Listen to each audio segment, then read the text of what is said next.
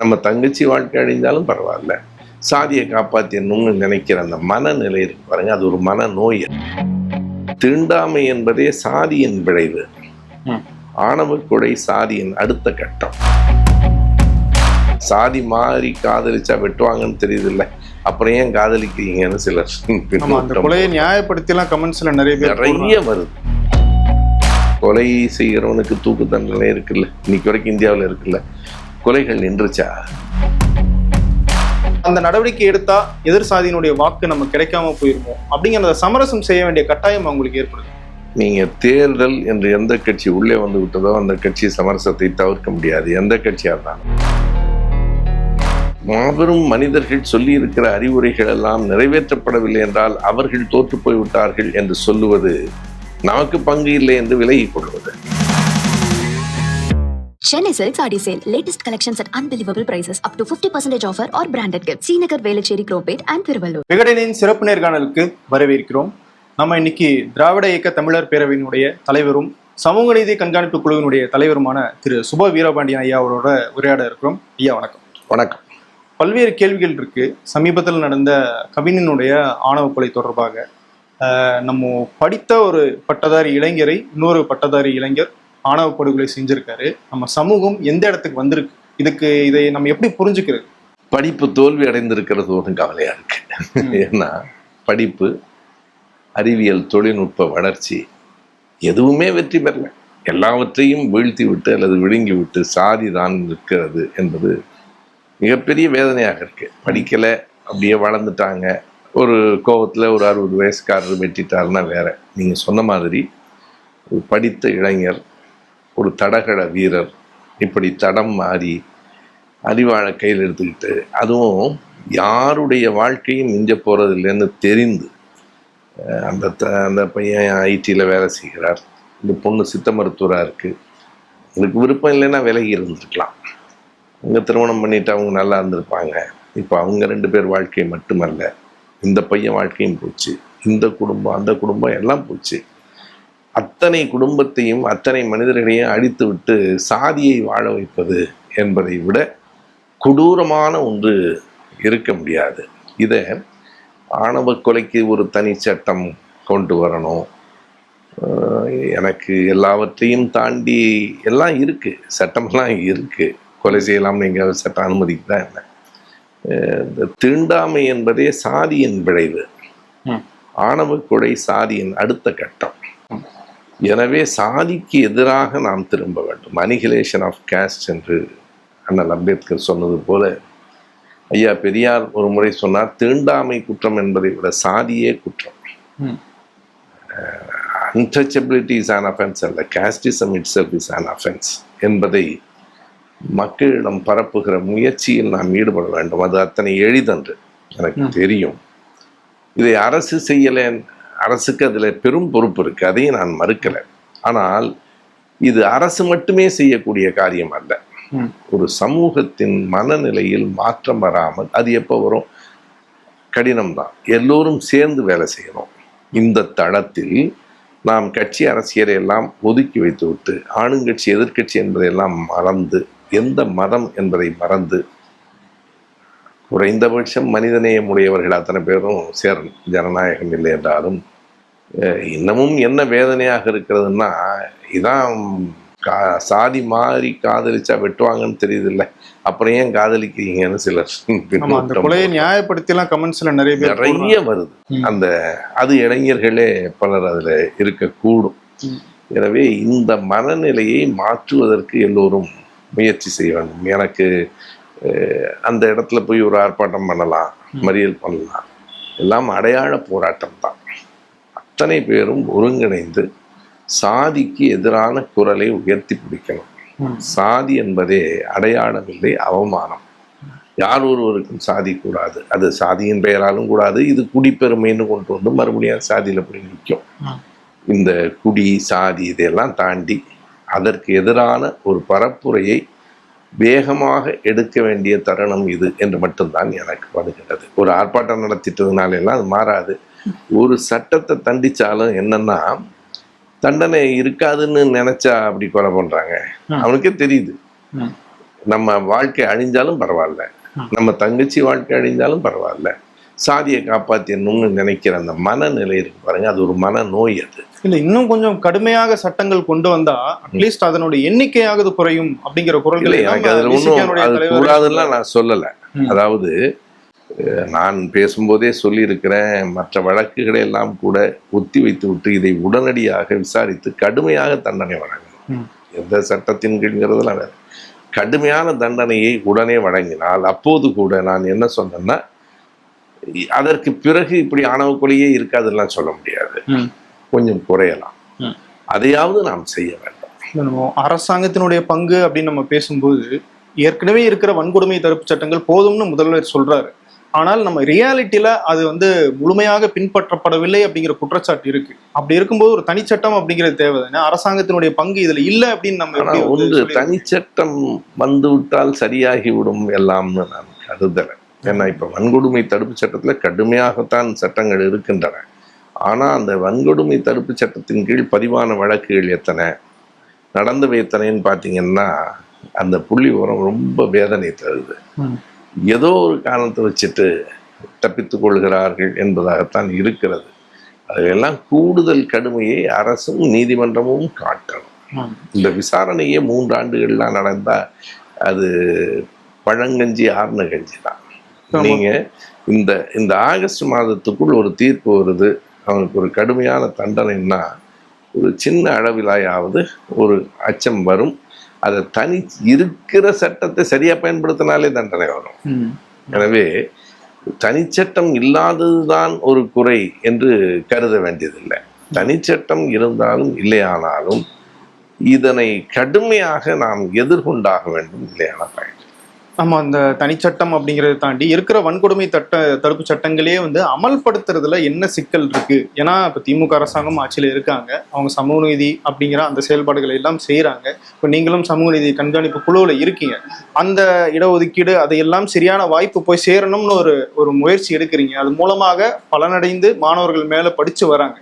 ஆனா அவங்க மேல நடத்தப்படுற ஆணவ கொலையை மட்டும் நம்மளால தடுக்க முடியல. இதுல அரசாங்கத்தினுடைய பங்கு அப்படிங்கிறது ரொம்ப முக்கியம் இல்லையா? அரசாங்கத்தின் பங்கை நான் குறைச்சி மதிப்பிடவே இல்லை. அரசாங்கத்தின் பங்கு இருக்கு, உடனடியாக கைது செய்திருக்கிறாங்க, நடவடிக்கை எடுக்கிறாங்க. ஆனா இதை வெறும் அரசியலுக்கு பயன்படுத்தி கொண்டிருக்கிற வரையில் பயன் இல்லை.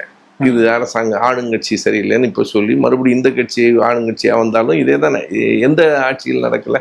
இல்ல சமூக நீதி இந்த சாதிய பிரச்சனைகள் தீர்ப்போம் அப்படிங்கிற ஒரு வாக்குறுதியோட வர கட்சிக்கிட்ட இன்னும் எதிர்பார்ப்பு அதிகமா இருக்கு இல்லையா? அது பூர்த்தியாகும் போது, அதாவது நாம் உண்மை பேசுவோம். இதுல ஒரு பகுதியினர் ஜனநாயகத்தில் நம்பிக்கை உள்ளவர்கள் யாரும் இதை அங்கீகரிக்கல. சாதி உணர்வு உள்ளவன் யாரும் இதை மறுக்கல. இது இப்படிதான் நடக்கும் அல்லது நடக்கணும்னு நினைக்கிறாங்க. பச்சையாக ஒரு உண்மை சொல்வதென்றால் எல்லா கட்சியிலையுமே சாதி உணர்வு இருக்கு. ஒவ்வொருவரும் தான் கட்சிக்காரன் என்பதை விட இந்த சாதிக்காரன் என்பதை கூடுதலாக கருதுகிறார்கள். இதெல்லாம் ரொம்ப கசப்பான உண்மை. அது எந்த கட்சிக்குள்ள சாதி இல்லை தெரிஞ்சு, எல்லா கட்சியிலும் சாதி உணர்வற்றவர்கள் இருக்கிறாங்க, ஆனால் எண்ணிக்கை குறைவு. சாதி உணர்வுள்ளவர்கள் எல்லா கட்சியிலும் இருக்கிறார்கள். நான் இதெல்லாம் காரணமா சொல்லி அதை விட்டுடலாம்னு நான் சொல்ல வரல. உண்மையாக நாம் இதற்கு எதிராக போராட வேண்டும் என்றால் இதெல்லாம் தாண்டி எல்லோரும் நீ வேற கட்சியா இருங்க, நான் வேற கட்சியா இருக்கேன், சாதிக்கு எதிராக போராடுவதில் ஒரே கட்சி அப்படிங்கிற ஒரு எண்ணம், மனநிலை மக்கள்கிட்ட ஒன்று தெளிவுபடுத்துதல், அச்சுறுத்துதலுக்கு முன்னால தெளிவுபடுத்துதல். சட்டங்களால் அச்சுறுத்துவதால் மட்டும் நீங்க நினைச்சு பாருங்க, கொலை செய்கிறவனுக்கு தூக்கு தண்டனை இருக்குல்ல, இன்னைக்கு வரைக்கும் இந்தியாவில் இருக்குல்ல, கொலைகள் நின்றுச்சா? தெரிஞ்சுதான் அந்த அருவாள் எடுத்து வெட்டுறவன் சட்டப்புத்தகம் எல்லாம் அந்த நேரத்துல யோசிக்க மாட்டான். கொலை செய்வது என்பதே மனநோய். நல்ல ஆரோக்கியமா இருக்கிற யாரும் கொலை செய்ய மாட்டான். எனவே இந்த மனநோயை போக்காமல் வேறில் நாம் வைத்தியம் செய்யாமல் கிடைக்க மருந்து போட்டுக்கிட்டு இருக்கிறோம். அது கடினமான பணி. நான் சொல்லுவது சாதி உணர்வு எவ்வளவு வேரோடி போயிருக்கிறதுன்னு தெரியுது. அந்த சமூகத்துல தான் நம்ம வாழ்ந்துகிட்டு இருக்கோம். இது ஒரு பெரும் போராட்டம். அந்த போராட்டத்தை கட்சி மத எல்லைகளையெல்லாம் தாண்டி அனைவரும் ஒருங்கிணைந்து போராட வேண்டும் என்பது என்னோட வேண்டுகோள். அவ்வளவுதான். அது இப்போ என் குரல்லாம் எவ்வளவு தூரம் போய் சேரணும்னு எனக்கு தெரியும். ஆனால் உண்மையாக இதை நான் உங்களுடைய நேர்காணலுக்கெல்லாம் சொல்லலை, மனத்தின் ஆழத்திலிருந்து அந்த வேதனையிலிருந்து வெளிப்படுத்துகிறேன். இந்த சாதி இன்னும் எத்தனை நாளைக்கு எத்தனை பேரை கொல்ல போகிறதுன்னு நமக்கு தெரியல. இந்த சமூகத்தை நாகரிகமான சமூகம்னே ஏற்க முடியாத கட்டத்தில் இந்த நிகழ்வுகள் கொண்டு போய் செல்கின்றன. பெரியாரனுடைய அறிவுரைகள் நம்ம பெயருக்கு பின்னாடி சாதிகளை போட விடாம செஞ்சது அப்படின்னு நம்ம பெருமிதமா பேசுறோம். அப்படி இருக்கிற நிலைமையிலிருந்து இப்போ ஒரு படித்த இளைஞர் கூட ஒரு ஆணவ படுகொலை செய்யற நிலைமைக்கு வந்திருக்காரு. இந்த மாற்றம் எப்படி நடந்துச்சு, இல்லை அப்ப இருந்து அதே நிலைமை தான் இப்போ இருக்குன்றீங்களா? அதாவது பெரியார் என்பது ஒரு எடுத்துக்காட்டுங்க. சாதிக்கு எதிராக பெரியார் மட்டுமில்லை, எத்தனையோ பேர் சாதிக்கு எதிராக போராடி இருக்கிறார்கள், குரல் கொடுத்திருக்கிறார்கள். இதை சிலர் கொண்டு என்ன எங்கே சேர்க்கிறார்கள்? நான் பாருங்க, பெரியார் தோற்று விட்டார் அப்படி சொல்லிக் கொள்வதில் ஒரு மகிழ்ச்சி அவர்களுக்கு இருக்குமா? அது சொல்லிக் கொள்ளலாம். நீங்க பிறப்புக்கும் எல்லா உயிருக்கும்னு சொன்ன வள்ளுவனும் அப்ப தோத்து போயிட்டாருன்னு தானே அர்த்தம். நீங்க இன்னும் சொன்னால் மாபெரும் மனிதர்கள் சொல்லி இருக்கிற அறிவுரைகள் எல்லாம் நிறைவேற்றப்படவில்லை என்றால் அவர்கள் தோற்று போய்விட்டார்கள் என்று சொல்லுவது நமக்கு பங்கு இல்லை என்று விலகிக் கொள்வது. நான் கேட்கிறேன், கொல்லாமை புலால் உண்ணாமை எல்லாம் வள்ளுவர் சொல்லியிருக்கார்ல. வள்ளுவர் தோற்றுட்டார்னு திருவாக சொல்ல வள்ளுவர் வள்ளலார் எல்லோரும் தோற்று விட்டார்கள் அப்படின்னு யாரும் பேசல. ஆனா பெரியார் தோற்று விட்டாருன்னு திரும்ப பேசிட்டு இருக்காங்க. இது உங்களுக்கு பெரியார் மீது இருக்கிற வன்மம். நீங்க பெரியாருங்கிற அந்த உருவத்தை அழிச்சணும்னு நினைச்சீங்கன்னா அதோட சேர்ந்து சாதிக்கு எதிரான கருத்தும் தானே அழியும். நீங்க பெரியாரை நீங்க ஏற்க வேண்டாம், இந்த செய்தியில் நீங்கள் அதுல உடன் நிற்க வேண்டும், இல்லை நீங்க அதை முன்னெடுக்கணும். பெரியார் செய்தது போதாதென்றால் நாம் செய்வோம். எந்த ஒன்றுக்கும் எல்லை கிடையாது, இதோட முடியாது. திருவள்ளுவரோடு இலக்கியம் முடிஞ்சிருமா? கம்பனோடு கவிதை முடிஞ்சிருமா? பெரியாரோடு சீர்திருத்தம் அங்கிருந்து தொடங்கும். எல்லோரும் மறுபடியும் அடுத்த கட்டத்தை நோக்கி தொடங்க வேண்டுமே தவிர, பாருங்க அவெல்லாம் தோத்துட்டான் என்று சொல்லிட்டு நீ என்ன செய்யற, நான் செய்யணும் இல்ல. அந்த கருத்து பரவலாக்கம், பெரியாருடைய கருத்துக்களை கொண்டு போய் சேர்க்கறதுல ஒரு சுணக்கம் இருக்கா? அதாவது நீங்க தொடர்ச்சியாக பெரியாரினுடைய பேச்சுகள், எழுத்துகள் எல்லாம் மக்கள்கிட்ட திரும்ப சொல்லப்பட்டு கொண்டேதான் இருக்கின்றன. அப்படிலாம் எனக்கு சுணக்கம் என்று நான் சொல்ல மாட்டேன். ஆனா இன்னொரு பக்கத்தில் மூட நம்பிக்கை எப்போதுமே ஒன்றை நாம் நினைவில் வைத்துக் கொள்ள வேண்டும். அறியாமையை பரப்புவது எளிது, அறிவை பரப்புவது கடினம். பிள்ளையார் பால் குடித்தார் என்பது 24 மணி நேரத்திற்குள் உலகம் முழுவதும் பரவுச்சில்ல. திருக்குறள் 2000 வருஷமா சொல்றோமே, எந்த அளவுக்கு பரவி இருக்கு. எனவே நீங்கள் அறியாமையை மிக விரைவாக பரப்பி விட முடியும். புராணங்களை, மூட நம்பிக்கையை, அதாவது எல்லோருக்கும் பொருளாதாரத்தில் ஒரு பற்றுதல் இருக்கு, பொருள் மீது ஆசை இருக்கு. நான் விளையாட்டாக சொல்வது உண்டு, கடற்கரை மணலை கூட மக்களின் அறியாமையை பயன்படுத்தி விட்டு விடலாம்.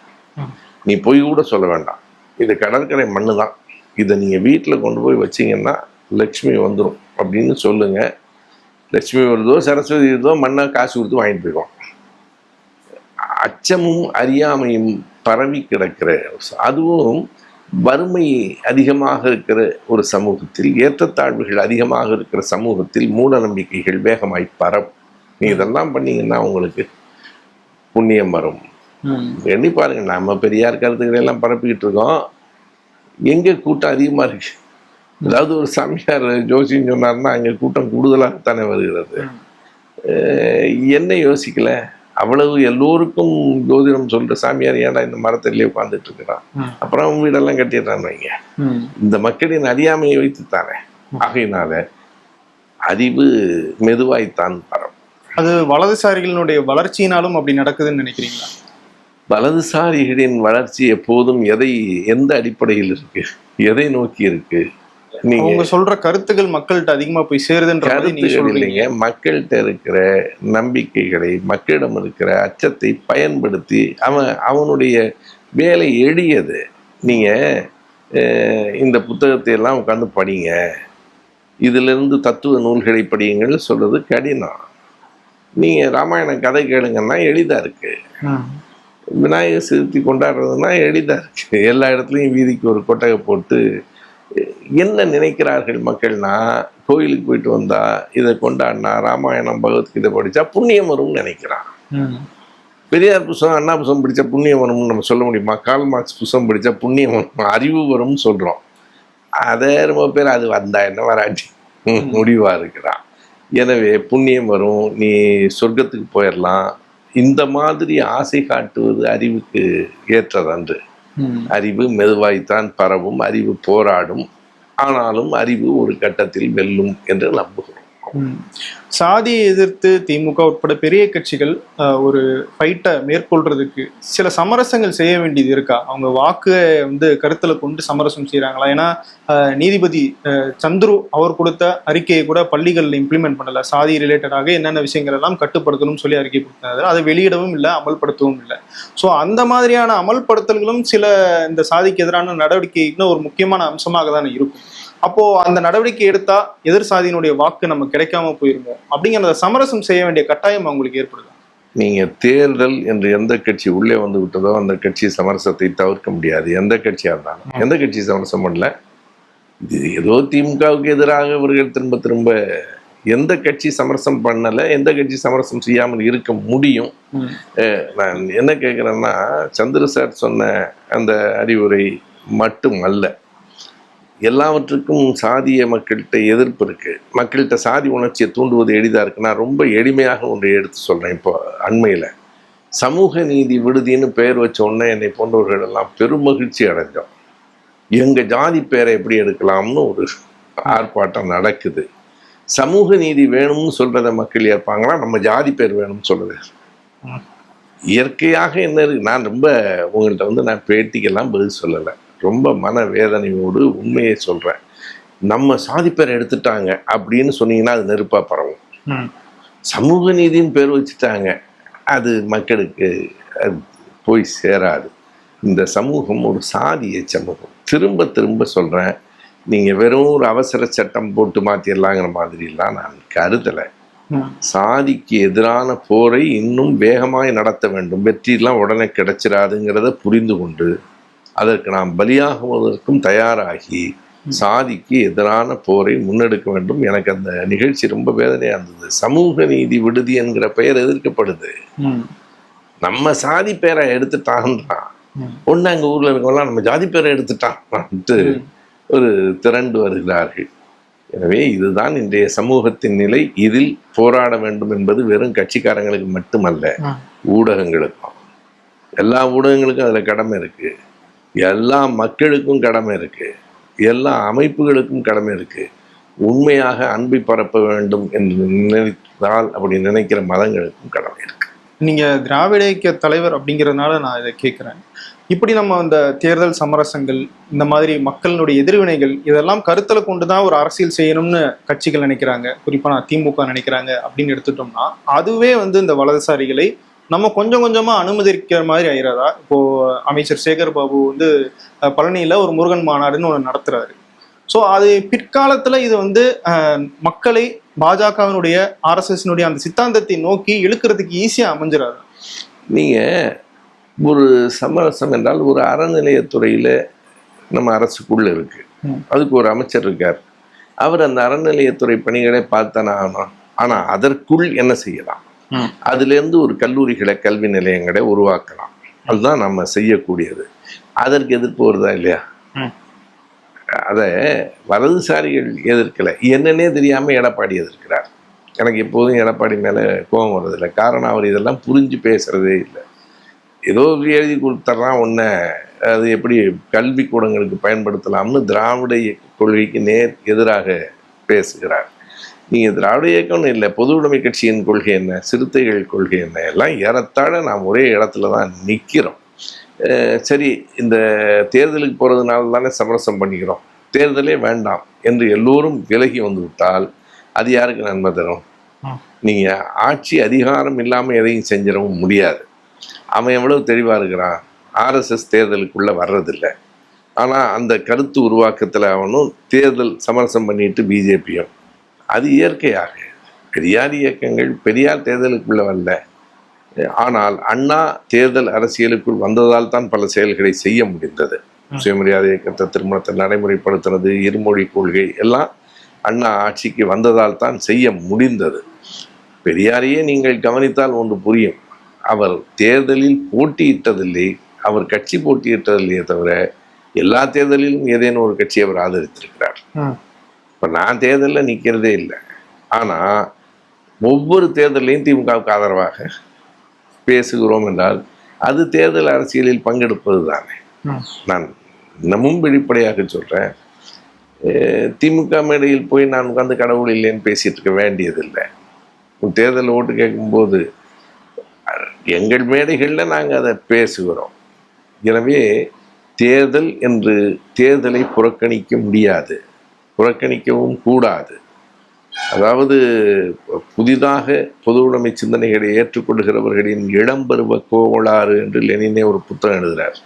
தேர்தல்லாம் வேண்டாம் என்று வருவது இளம்பருவ கோளாறுங்கிறார். தேர்தலை புறக்கணிக்க முடியாது.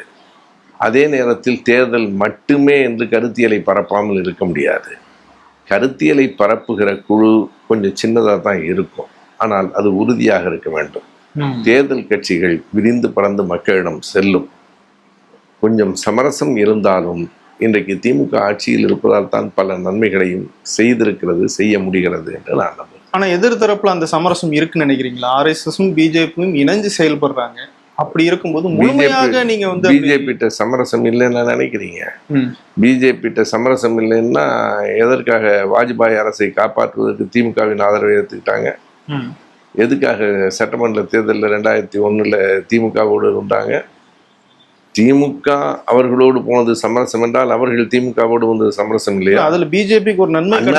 அதிமுகவில் இருக்கிறதே சமரசம் தானே. அதிமுகவோட இருக்கிறது நீங்க தனித்து நின்று உங்கள் கொள்கையெல்லாம் தேர்தலில் சொல்லலை, நீங்க இன்னொரு கட்சியின் தோல்ல தான் ஏறி உட்கார்ந்துட்டு இருக்கிறீங்க, அதிமுகவை பயன்படுத்துகிறீர்கள், அவ்வளவுதானே. எனவே அந்த சமரசம் அங்கேயும் தாராளமா இருக்கு, இல்லைன்னா சொல்ல முடியாது. ஆனால் நம்ம குறைந்தபட்சமாக ஒரு அறம் அப்படின்னு வரும்போது நம்ம ஒரு விஷயத்த பார்க்கணும் இல்லையா? பாதிக்கப்பட்டவங்க தரப்புல நிற்கிறது அது ஒரு அறமா நம்ம சொல்றோம். அப்படி இருக்கும்போது முதலமைச்சர் நம்ம திருப்புவனத்தில் நடந்த அந்த லாக்அப் மரணம், அஜித்குமார் கொல்லப்பட்டதுக்கு அழைச்சு சாரி சொல்றாரு. ஆனா இப்போ வரைக்கும் கவின்குமாரனுடைய வீட்டுக்கு தொடர்பு கொண்டு பேசல, ஒரு அறிக்கை கூட விடல. அமைச்சர்கள்லாம் அனுப்புறாரு, இவர் நேரடியாக அதுல தலையிட. ரெண்டுக்கும் பெரிய வேறுபாடு இருக்கு. அது காவல் நிலையத்திலேயே நடந்த மரணம் என்பதால் அரசுக்கு நேரடி பொறுப்பு இருக்கு. இது ஒரு சமூகத்தில் இருக்கிற சாதிய வன்மம். இதையும் அமைச்சர்கள் பார்த்துருக்காங்க, கனிமொழி போய் பார்த்துருக்குறாங்க, நாடாளுமன்ற உறுப்பினர்கிற முறையில் எடுக்க வேண்டிய நடவடிக்கைகளை சரியாக எடுத்திருக்கிறாங்க. நேரடியாக முதலமைச்சரே இதில் சாரி சொல்ல வேண்டாம், ஏன்னா அது அரசின் பிழை. காவல்துறை என்றால் காவல்துறை அரசின் அங்கம். இங்கே அறுவாள் எடுத்து வெட்டினவன் அரசின் அங்கம் அல்ல, அதை கண்டித்திருக்கிறார். இல்ல முதலமைச்சர் அவங்களுக்கு ஆதரவாக நின்னாங்கன்னா அந்த குடும்பத்துக்கு இல்ல அமைச்சர்கள் போய் பேசுறாங்கிறது ஆதரவு இல்லாம வேற என்ன? முதலமைச்சர் வந்தால் தான் நேரடியாக ஆதரவு, இல்லைன்னா ஆதரவு இல்லை. அது ஒரு அவங்களுக்கு ஒரு ஆன்ம பலத்தை கொடுக்கலாம். கண்டிப்பாக அமைச்சர் வந்திருக்கிறார் என்றால் முதலமைச்சர் சொல்லாமலோ அவருக்கு தெரியாமலோ வந்திருக்க மாட்டாங்க, வர முடியாது, வரக்கூடாது. இனி இந்த பிரச்சனைகள் தொடரக்கூடாது அப்படின்னா எல்லாரும் என்ன மாதிரியான செயல்பாடுகளை மக்கள் எடுத்துக்கணும், என்ன மாதிரி புரிதல்கள் ஏற்படுத்தும்? அது ஒரு நீண்ட பயணம், உடனே எல்லாம் முடிச்சிட முடியாது. இனி கொலையே நடக்காதான் சொல்ல முடியாது. இது ஒரு மோசமான ஒரு சாதிய சமூகம். சாதிக்கு எதிரான பரப்புரைகளை தொடரணும். அதான் நீங்க ஆணவ கொலையை நிறுத்திடுங்க, தீண்டாமை நிறுத்திடுங்க, புது சட்டம் கொண்டு வாங்க, இதெல்லாம் அல்ல. சாதிக்கு எதிராக குரலை மறுபடியும் ஜனநாயகவாதிகள் ஒன்றிணைந்து எழுப்ப வேண்டும். நாளாகலாம், நடக்காமல் கூட போகலாம். நடக்காமல் போகுமானால் அடுத்த தலைமுறை இன்னமும் படு பாதாளத்தில் போய் சரி. சாதி இருக்கிற வரை, அதாவது ஐயா சொன்ன அந்த வரியை மட்டுமே நான் சொல்லிடுறேன். ஒரு சுதந்திர நாட்டில் சாதி இருக்கலாமா? சாதி இருந்தால் அது சுதந்திர நாடான்னு கேட்டார். நான் இப்போதும் சொல்கிறேன், எனக்கு இந்த சாதிய கொலைகள், சாதிய உணர்வுகள், கொலைகளை கூட விடுங்க, இந்த சாதிய வெறியிலேருந்து தானே இந்த கொலையை நடக்குது. இதை எதிர்த்து பேசுவது ரொம்ப கடினம். சமூக நீதி விடுதின்னு பேர் வைக்காதடா, எங்கள் ஜாதி பேரவையிலான்னு சொல்கிற ஒரு சமூகத்தில் நாம் இருக்கிறோம். இந்த சாதிய வெறி வெளிநாட்டில், மேலை நாடுகளில் நிறவெறியை பார்த்தோம். அது கூட வெட்கப்பட்டு தான் வெளியே சொல்கிறான், பேச மாட்டேங்கிறான்.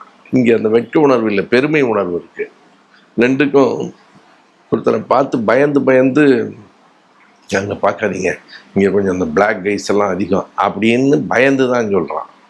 ஆனால் இங்கே சாதிய திமிராகவும் பெருமையாகவும் பேசுகிறான்.